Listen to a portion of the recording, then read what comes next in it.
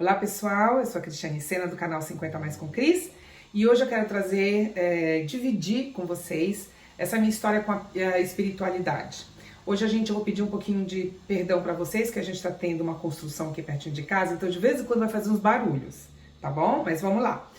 Então, se alguns de vocês têm o sexto sentido um pouco mais aflorado, sabe aquele sexto sentido, como se fosse um radarzinho que vai pi, pi, pi, pi, pi, a gente não pode entrar nesse lugar porque esse lugar tem alguma coisa ali.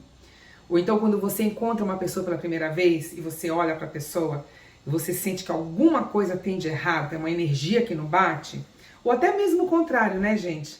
É o que para mim explica a gente encontrar uma pessoa pela primeira vez e a gente se encantar com essa pessoa. E quando a gente começa a conversar, dá a impressão de que a gente conhece essa pessoa há 20 anos. Então, todas essas sensações, para quem tem o que foi o que aconteceu comigo, o que é o que acontece até hoje, eu procuro acreditar e procurei entender isso mais sobre o ponto de vista da espiritualidade. Tá? Então, quem me acompanha já desde o ano passado sabe que eu sou kardecista e espírita, que é uma linha mais de estudo, mais de ciência, onde a gente tenta compreender os fenômenos não explicados de uma forma clara pela ciência, mas sim sob o ponto de vista de que existe essa energia, uma energia que está ao redor da gente, que é a linguagem kardecista, a gente chama perispírito, que é uma energia que age no nosso subconsciente, que às vezes conecta com o nosso consciente, não nos deixa muito claro e venha mais uma sensação do que uma realidade em si, tá? Então, se você tem interesse por esse assunto, se também acontece com vocês alguns desses fenômenos e você gostaria de conhecer um pouquinho essa história da minha vida, fica até o final, tá bom? Deem um like, compartilhe, se inscreva no canal. Vamos lá!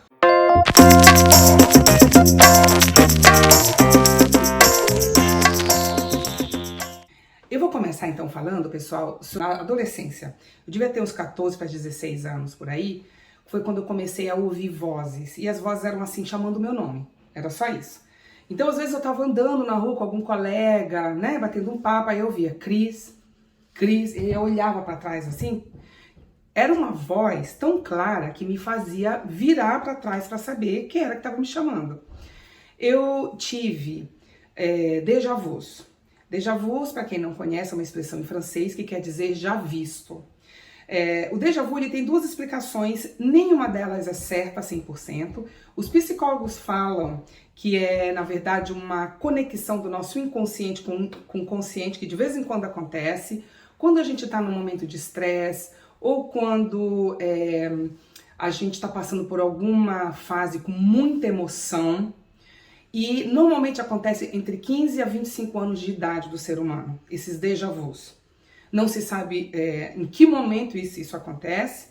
Agora, sobre o ponto de vista da minha filosofia de vida, o kardecismo, né, quem me conhece sabe que é o que eu sigo, que eu acredito, pelo menos quase na sua totalidade. Claro, existem coisas no kardecismo que eu não concordo muito, mas a grande maioria das coisas que é falado, das coisas que são justificadas cientificamente, para mim faz mais sentido. E eu tive um déjà vu que foi um dia eu indo para uma casa de uma amiga minha. Gente, eu abri a porta do apartamento, a hora que eu entrei, eu sabia exatamente onde estava tudo. A ponto de eu não verbalizar, de eu ficar, porque é uma sensação, gente, que faz a gente parar, sabe? A gente meio que se assusta com aquilo. Eu entrei, gente, na cozinha dela, eu sabia exatamente onde estavam as coisas. Eu abria onde estava o copo estava lá, e aquilo, eu lembro que na época me assustou tanto, porque realmente não é muito agradável a gente lidar com esse tipo de, vamos dizer assim, desenvolvimento que a gente tem, assim, a gente saber, quando a gente vai descobrindo isso, né? Dentro de um ponto de vista da espiritualidade, eu sou médium, que é uma pessoa que tem um sentido mais aflorado do que os outros na sua normalidade. Esse foi uma outra vez, eu dormi e sonhei com um rapaz, nossa, mas tudo muito nítido, que foi quando começou a vir nos meus sonhos. Eu acordei com uma agonia, eu falei, gente, que homem é esse? Eu nunca vi esse rapaz na minha vida. Ele usava óculos de grau, para vocês entenderem assim o nível dos detalhes que eram esses sonhos. Uns 2 ou 3 dias depois desse sonho, eu na casa dela, ela me conta, Cris, esqueci de te avisar, tem um primo meu que tá chegando, ele é uma graça de pessoa, eu vou adorar te apresentar para ele, você vai ver. Ele tá chegando aí daqui a uns minutos. Realmente peguei a porta e abri. Quem era? Aquele moço com óculos de grau, exatamente do meu sonho. E de novo, parece que falta o ar da gente quando a gente entende tudo isso, sabe? Depois disso, uma vez eu estava deitada na minha cama, não sei se já aconteceu, parece que esse tipo de fenômeno é normal acontecer com mais gente. Eu estava deitada na minha Eu estava de lado e eu lembro que quando eu fechei o meu olho, a última visão que eu tive foi do meu armário de roupas nos pegadores. Então eu olhei, fui fechando o olho e dormi. Uma hora eu abri o olho para ver onde eu estava. Quando eu vi o armário, eu vi o topo do armário, eu não conseguia ver os pegadores do armário, eu vi o topo, já lá em cima no teto, e eu senti que o teto estava me pressionando, assim, eu sentia uma força, assim, sabe? Vindo. Na hora que eu abri o olho, que eu vi exatamente, eu falei, se eu olhar para baixo, eu vou ver o meu corpo, então é melhor não olhar. E eu lembro até hoje, gente, isso é claro, eu lembro que na hora que eu percebi o que estava acontecendo, eu fechei o olho e comecei a rezar. E eu falava, não, Senhor, não permita, Senhor, não permita, eu não vou aguentar. E aí eu fui me acalmando, aí eu abri o olho, aí eu vi que eu tava de novo, que eu olhei, que eu vi a abertura ali do pegador do meu guarda-roupa, todo esse meu lado aqui tava todo dormindo, né, quando fica adormecido. E de lá pra cá não mudou muito, gente, sabe, esses déjà vus não aconteceram mais, aconteceu uma vez de um tio meu vir pelo meu sonho, que ele desencarnou, que é o que a gente fala dentro do kardecismo, a gente acredita que existe algo depois da morte, né? Eu não gosto de usar essa palavra, a gente fala desencarne. Então ele desencarnou de uma forma muito ruim, que não veio ao caso, e eu sofri demais, porque eu já estava aqui na Austrália quando aconteceu isso com ele. E quando eu soube da história, eu fiquei umas 2 semanas que eu só chorava, me deu depressão, eu não consegui trabalhar, a ponto dele vir no meu sonho tão nitidamente que eu lembro que sonhando, eu olhei para ele e ele falou assim para mim, minha filha, não pare de chorar, eu não consigo ficar em paz se eu vejo que você tá chorando todos esses dias. Então eu vim para te dizer que eu estou bem. Aí ele falou, vem aqui, me dá um abraço. E eu abracei, só que quando eu abracei, ele tava todo fofo assim, sabe? Não era um corpo mais.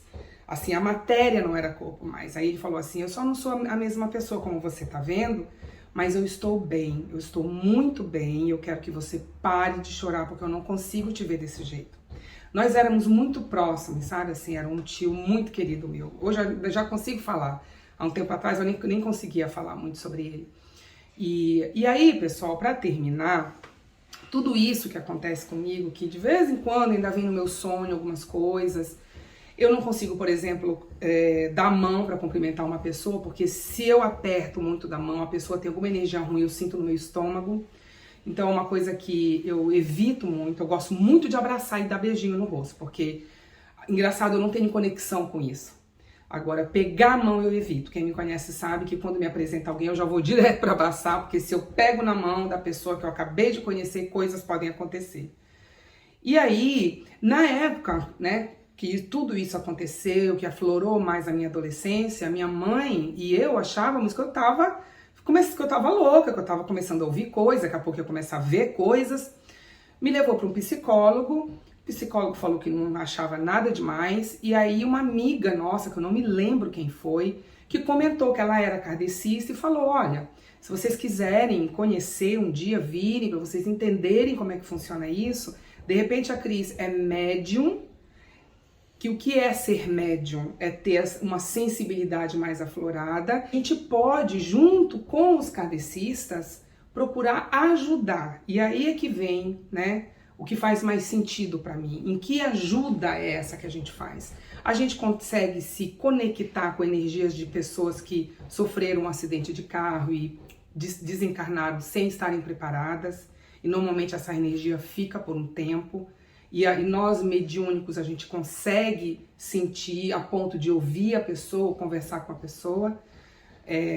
E isso tudo tem base na ciência, na física, né? Uma das coisas que eu acho que é incrível no kardecismo é que nós aceitamos e trabalhamos todas as explicações científicas. Então, na física fala que a nossa voz, ela fica no ar, é uma onda física de energia que fica no ar por um tempo. Daí a gente pega o rádio e consegue falar com alguém que às vezes está, sei lá, numa casa super longe da sua casa, mas você com aquele radinho de walkie-talkie você consegue falar com a pessoa. Então, baseado nessa explicação da física, que a voz como energia fica ainda nas ondas do ar, da atmosfera, do que a gente não vê, por que a energia inteira de uma pessoa que se foi não fica? Qual é a impossibilidade que isso aconteça? Não é? Que alguns dão o nome de espíritos. Eu não gosto dessa terminologia porque vira chacota de fantasminha, e o kardecismo para mim é muito sério. A grande maioria das pessoas que tem essa sensibilidade aflorada não se sentem bem, não gostariam de ter. E para terminar, a relação do minimalismo com a espiritualidade é que você não precisa ser médium para trabalhar a sua espiritualidade. Você pode simplesmente trabalhar a energia dentro da sua casa, né? Então evitar receber qualquer pessoa dentro da sua casa, colocar pessoas na sua casa, mais as pessoas que têm a ver com você, que gostam de você, que elevam a tua energia, não é? Daí essa energia que sem querer ela vai nos contaminando e vai começando a dar pensamentos, gerar pensamentos na nossa cabeça. E os pensamentos é que nos adoecem, que agora a ciência já descobriu que o que nos adoece são os nossos pensamentos. E o que atinge os nossos pensamentos são essas energias que a gente experimenta no dia a dia. Não é? Então, a espiritualidade, ela não é só o kardecismo. O kardecismo foi, talvez, o que começou a aplicar como religião ou como filosofia de vida. Mas a espiritualidade, ela é em geral, né? Tem pessoas que são muito nervosas, elas precisam fazer meditação e yoga para se acalmarem. E a meditação e a yoga tem tudo a ver com a espiritualidade. Então, o minimalismo fala que nós temos que cuidar da gente. Nós temos que nos cuidar, e cuidar não só fisicamente, das nossas emoções e da nossa espiritualidade. Agora, tem pessoas que acreditam e que sentem mais do que outras. Eu sou uma delas e eu trabalho sempre que eu posso isso em mim. Então, eu aprendi, né, a procurar conviver e fazer tudo na minha vida que tenha uma energia boa ao meu redor. Quando eu sinto que a energia não está bem, eu saio de perto, eu faço qualquer coisa e assim eu vou vivendo, não é? Então, pessoal, se vocês gostaram, espero que tenha aí, né, esclarecido algumas dúvidas. Não dá pra gente falar muito aqui porque o tempo é curto. E se vocês quiserem fazer algum comentário, se aconteceram algumas experiências, vocês têm essa mediunidade também, esse sexto sentido aflorado, que muitas das vezes toda mãe tem, né? Quando tem um bebê, elas falam que não só o sexto sentido, mas todos os sentidos afloram, passa a ouvir melhor, passa a ver melhor.